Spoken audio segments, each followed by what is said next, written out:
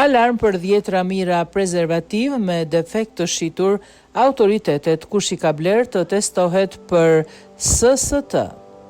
Autoritetet shëndetësore franceze paralajmëron të premten se më shumë se 40.000 prezervativ të papërshtatshëm janë shitur në internet në muajt e fundit, duke i bërë thirrje kujdo që ka përdorur këto produkte të testohet për sëmundje seksualisht të transmetueshme SST.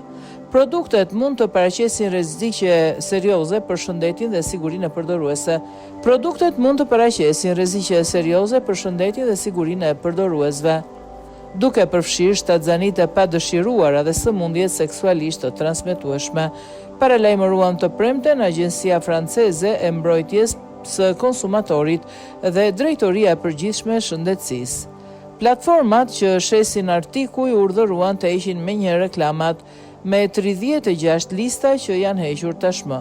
Disa faqe interneti janë zotuar që atëherë t'i shikojnë procedurat e tyre të verifikimit. Sipas deklaratës e timet zbuluan rreth 30 linja prezervativësh që nuk mbanin shenjën e sigurisë CE të detyrueshme nga BE-ja dhe as nuk kishin kaluar kontrollet e kërkuara të përputhshmërisë nga pala të treta të pavarura, shumica u shitën nga furnizues azjatik përmes tregjeve të mëdha online. Megjithatë, problemi nuk kufizoi vetëm në shitjet online. Kontrollet e prezervative që mbanin markën CE dhe shiten në dyqane dhe farmaci identifikuan 2 produkte me defekt. Njëri paraqiste rrezik çarje, ndërsa tjetri u gjet se kishte prani të vrimave. Paralajmërimi është pjesë e një operacioni më të gjerë europian. Në Korik, Agjencia Europiane kundër mashtrimit zbuloi më shumë se 20.000 prezervativ majmuni, të cilët shiten në logon e një marke të njohur. Alarmi shëndetësor në Francë vjen në një kohë kur sëmundjet seksualisht të transmetueshme po tregojnë një rritje të konsiderueshme në të gjithë Europën.